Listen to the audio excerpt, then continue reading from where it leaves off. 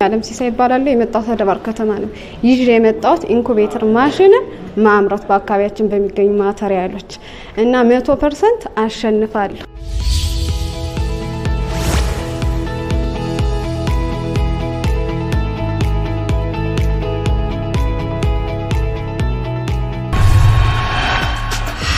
እኔ ይዤ የቀረብኩት ሀሳብ ኢንኩቤተር ማሽን በአካባቢያችን በሚገኙ ማቴሪያል ማምረት ነው። እሱንም ሰርቻለሁ።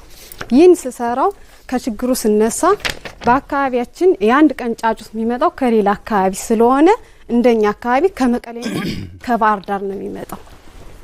ይህ ማሽን ከውጭ ሀገር ስለሚመጣ ውድ ነው። እንደ አካባቢያችን ትልቅ የቴክኖሎጂ እጥረት አለ። ይህን ሀሳብ ወደ ስራ ለመቀየር 828700 ብር ያስፈልገኛል። ይህን እንዳልኳችሁ ልሰራ ያሰብኩት በአካባቢያችን በሚገኙ ማቴሪያል ነው። ጣውላ፣ ኤምዲኤፍ፣ አልሙኒየም፣ ስፖንጅ፣ መስታይት። ይሄን የምጠቀመው ቦዲውን ለማቆም ነው። አንድ ኢንኩቤተር የሚያስመስለው ከውስጥ ያለው ማቴሪያል ነው። አምፖል፣ ሙቀት መፍጠሪያ፣ ቬንትሬተር፣ ቦይለር ያስፈልገዋል። የሙቀት መለኪያው የሚጠቅመው አንድ ጫጩት ለመፈልፈል ከ37 እስከ 38 ሴንቲግሬድ ሙቀት ያስፈልገዋል።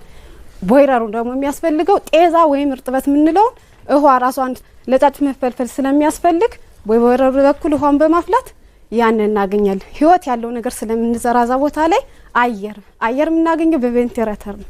በዛ መልኩል አየር እንፈጥራለን። ይህ የስራ እድል በአካባቢያችን የሚፈጥረው ገቢን ያሳድግልናል፣ ጥሩ የስራ እድል ይፈጥርልናል፣ እሴቶችን ያነቃቃልናል። እንደዚሁ ይሄን ልሰራ የቻልኩት በአካባቢ ይሄ ስራ ስለሌለ ስልጠና ወስጃለሁ። የውስጥ አቅማችን አውጥተን እንዴት ስራ ላይ መዋል እንዳለብን በዛ ስልጠና ሰርቻለሁ። ገበያ ጥናት አድርጌያለሁ።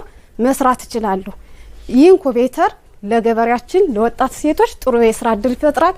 የውጭ ሀገር ምርትን ያስቀራል።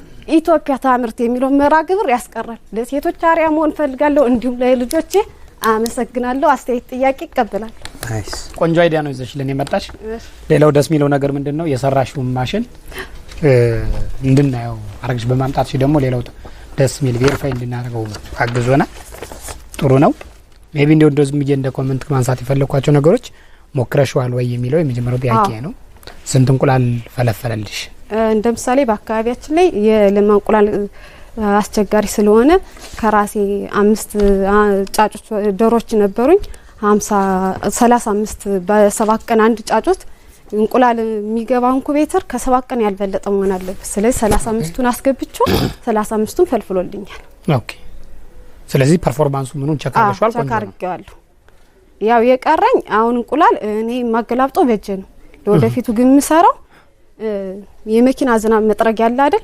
ልክ እንደዛ በኩል እንቁላል ሳይጋጭ የሚያወዛውዝልን በቀን በውጭ በኩል የሚቆጣጠር እሱን ለመስራት ዝግጅት ላይ ነው። እሱ አሁን በእጄ ሙከራ ላይ ነው ያረኩት። እሱን ለመስራት ደግሞ ብቃቱ አለኝ። ብቻሽን ነሽ? አብሮ የሚያግዝሽ ሰው አለ? ባለቤቴ ድጋፍ ይሰጠኛል።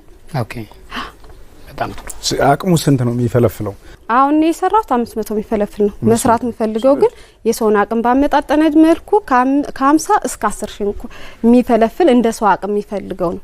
ቢዝነሱ የየትኛው ነው የመረጥሽው? አሁን የ1000 የ2000 የ3000? አሁን ለጊዜው ማሽን ማለት እኔ እኮ አልገዛም፣ እሰራለሁ። አምራች ነኝ። በዛው ልክ ደግሞ ጫጩቶችን እያስፈለፈልኩ እሸጣለሁ። ማሽኑ ለሚገዛኝ ማሽኑን እሸጣለሁ።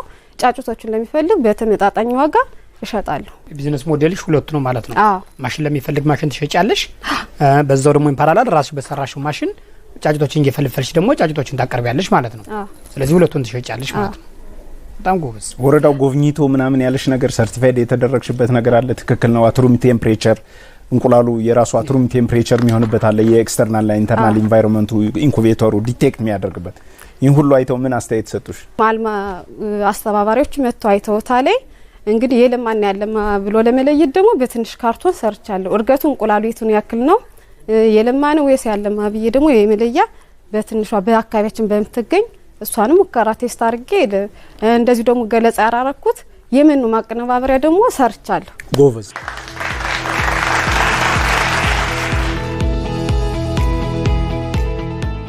ውድድሩ አሪፍ ነበር። አሸንፋለሁ።